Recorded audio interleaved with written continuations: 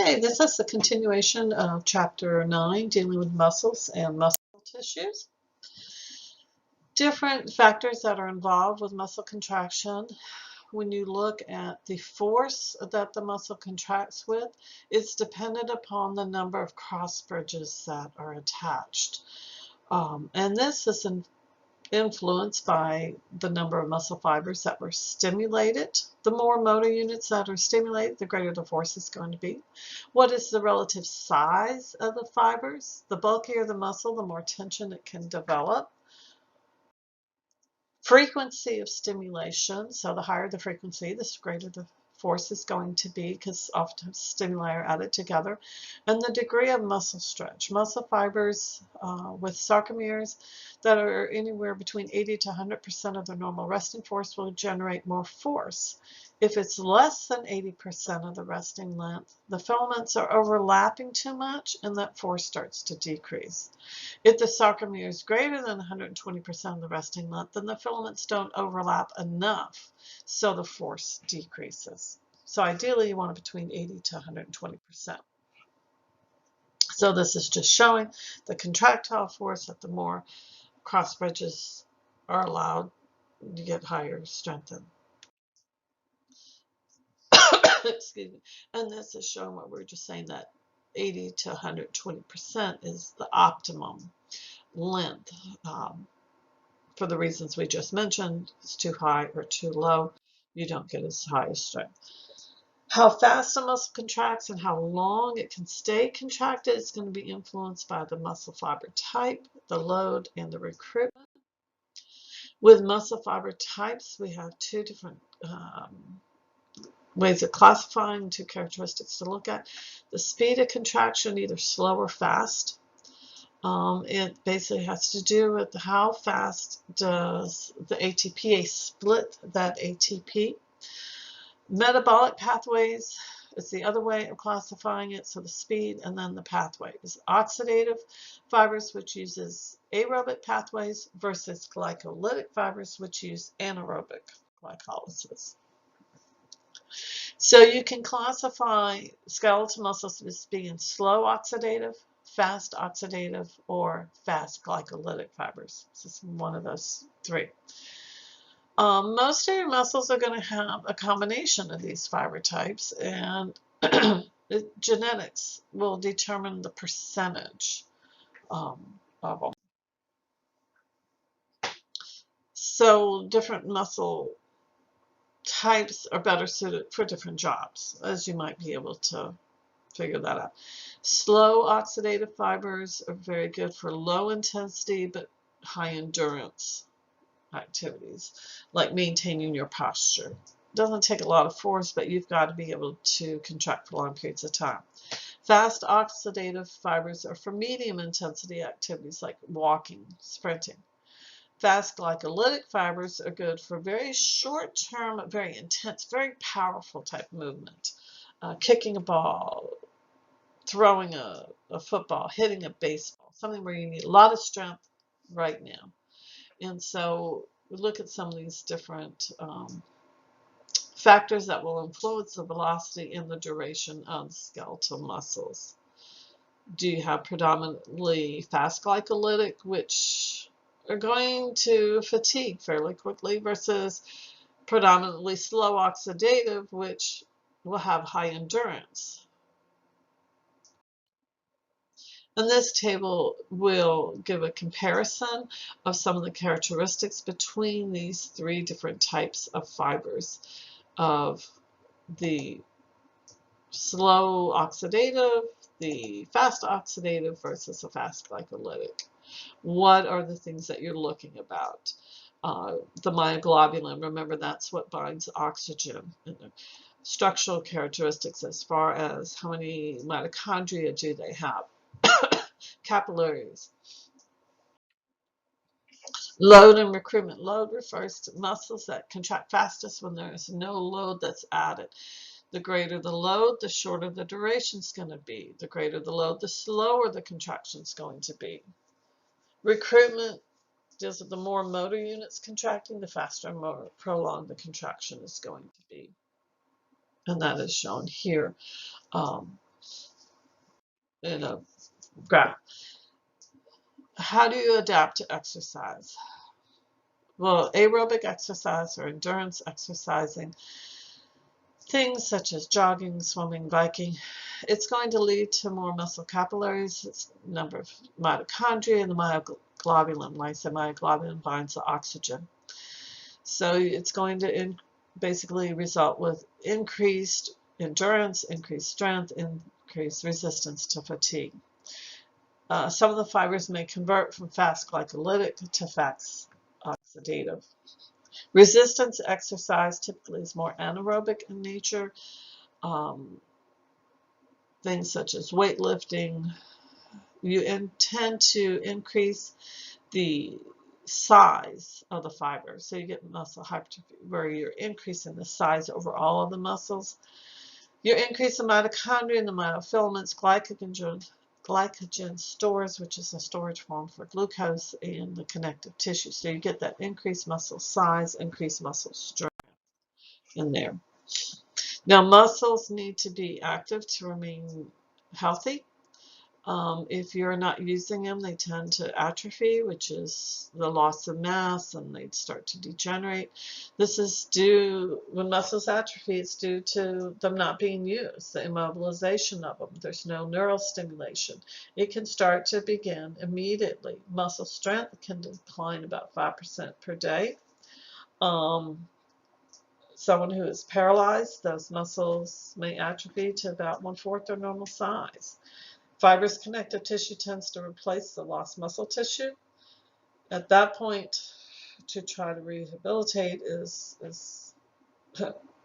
difficult because you can't replace the muscle. Making these slides during the time of the pandemic, some people have noticed while being in quarantine that their lifestyle has changed. They may not be exercising as much as they used to. And they're like, oh, I'm feeling lazy. You need to remember, as difficult as it is, there's lots of ways of exercising at home. So try not to spend too many hours just sitting on the couch watching TV. Try to remain active, do things, because you don't want your muscles to start to atrophy. Most of the emphasis in part 1 dealt all with skeletal muscle. Now we're going to move to a little bit to talk about smooth muscle. Smooth muscle is found in the walls of most of your hollow organs, except for the heart. The heart has cardiac muscle. So your stomach, a lot of your digestive organs, your blood vessels, etc., all have smooth muscle. And remember, they're involuntary. They're spindle-shaped fibers. They only have one nucleus. When you look at them microscopically, there are no striations. They don't have those connective sheaths. They only contain endomyosin.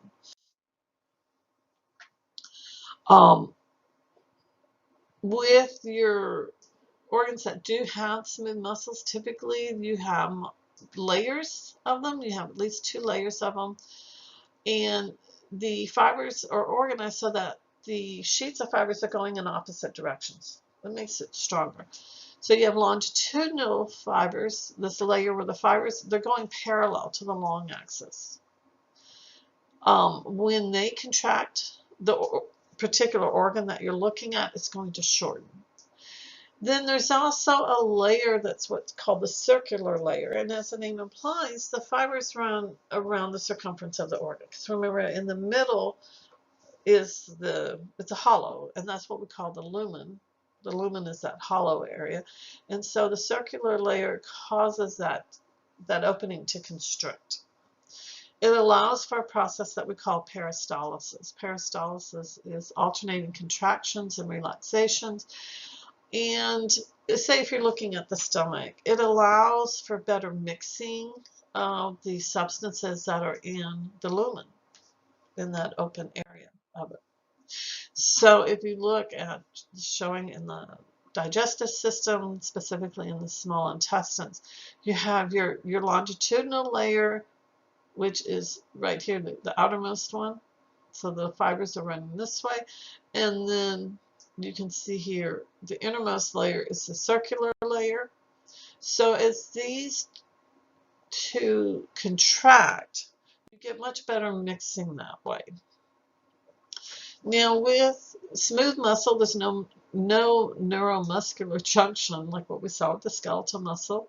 Instead, you're going to have autonomic nerve fibers. Autonomic nerve fibers are part of the autonomic nervous system, which is involuntary, so you don't have any control over it. Those will be the nerves that are going to innervate, meaning stimulate the smooth muscle. They contain what are known as varicosities. These are little swellings of the nerve fibers, and that is where the neurotransmitter is going to be stored and then released from there. So I think you can see a little bit better here. Here are these little swellings, those are the varicosities. So that's where the neuromuscular, the neurotransmitter is going to be stored, and it'll be released from here, like what we saw at the neuromuscular junction with the nerve and muscle, skeletal muscle. But this wraps around, and that's how it's going to be innervated. The smooth muscle also does not contain sarcomeres, myofibrils, or T-tibials. The sarcoplasmic reticulum is much less developed.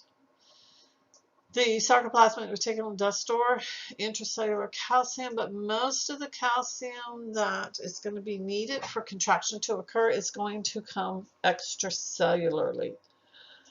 So you're going to have these little infoldings called the caviculi. They are going to contain calcium channels. So you're going to have an influx of calcium coming in. So right here are these little channels. And so instead of having calcium stored in the sarcoplasmic reticulum, it is going to be dependent upon these channels opening up and allowing calcium that's extracellular. Remember, I've always said it's higher concentration outside the cell to flow in to allow for the contraction to occur.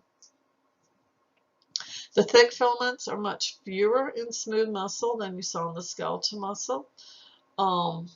And there's no troponin complex. It does have tropomyosin, but no troponin. There is a protein that binds to calcium, so there's no troponin to bind to calcium for smooth muscle. Instead, you have this protein, calmodulin.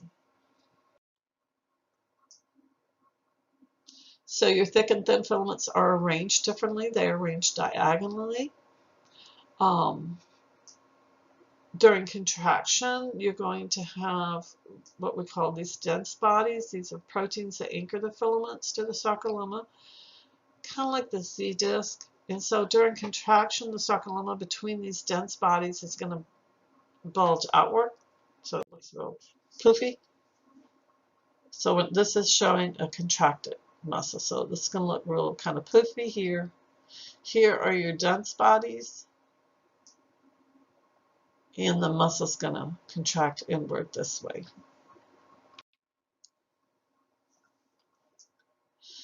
So this is showing comparison once again of your skeletal, cardiac, and smooth muscle. Once again, that smooth muscle has no striations to it. It is involuntary, just like cardiac. It does not have the T-tibials.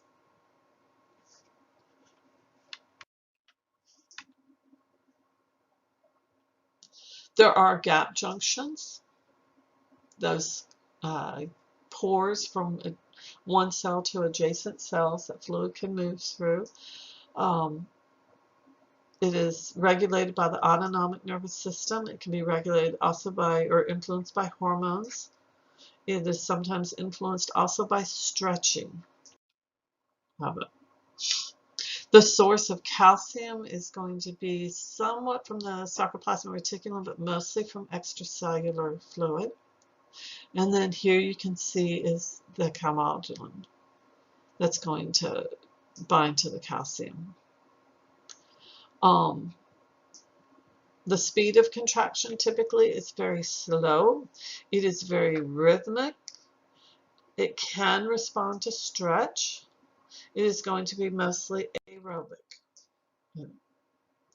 So the contractions, like I say, are very slow. They're synchronized.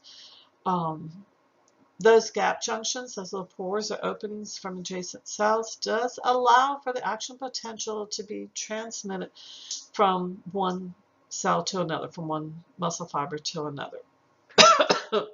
There are some cells that are what we call self-excitatory. They act as pacemakers.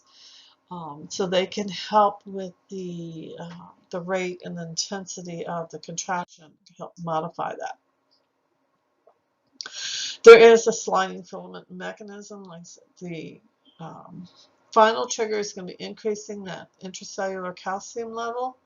Where is it coming from? Extracellular, you open gates to allow it in.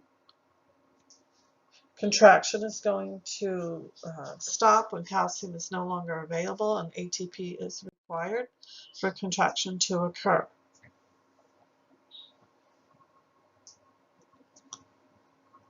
Just know, once again, you have a different protein. It is not troponin that we saw in the skeletal muscle. I want you to focus mostly on the skeletal muscle, the steps for contraction, and then just be aware of some of the differences between skeletal and smooth muscle contraction.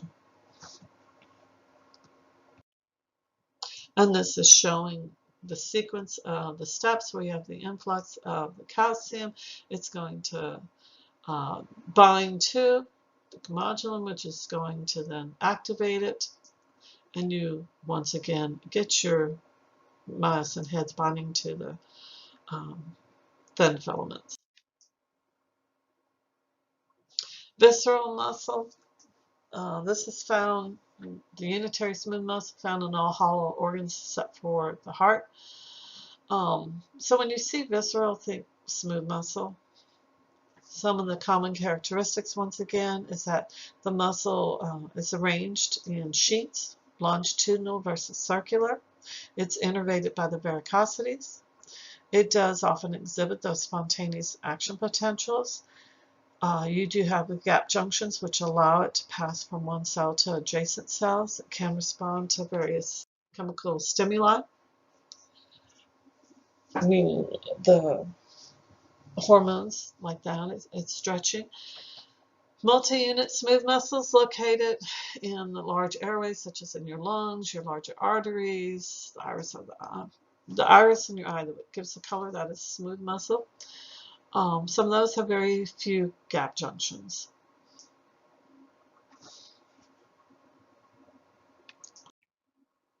Muscular dystrophy. There's different types of muscular dystrophy. It is an inherited disease. Usually it's seen in childhood. The muscles tend to enlarge because you have fat deposits and connective tissue deposits, but then the muscles start to atrophy and then degenerate. Duchenne's muscular dystrophy is the most common type, and it is the most severe type. It's inherited. It is a sex-linked trait, meaning it's often carried by females. So a female may not have the disease, but she is a carrier. So you have, she passes it on to her son on the X chromosome. Because males only have one X chromosome, they have a higher chance of getting it versus females. Victims, basically what you start to see, because the muscles are atrophying, they can't use them as well, they become more clumsy, they tend to fall frequently. Usually it appears between ages of 2 and 7. There's currently no cure. There are some medicine that can help improve muscle strength, help improve the function. They've tried different therapies, but right now there is no cure for it. They are looking at gene therapy and infusion of stem cells. Unfortunately, most of the patients do end up dying of respiratory failure in their early 20s. And you might think, well, why respiratory failures? Because in order for you to inhale and exhale, it is dependent upon a lot of the skeletal muscles in the thoracic area as well as the diaphragm. So if those muscles are not able to contract, you're not able to inhale, or they're not as efficient at contracting, you're not able to inhale as efficiently, and that's going to lead to respiratory failure.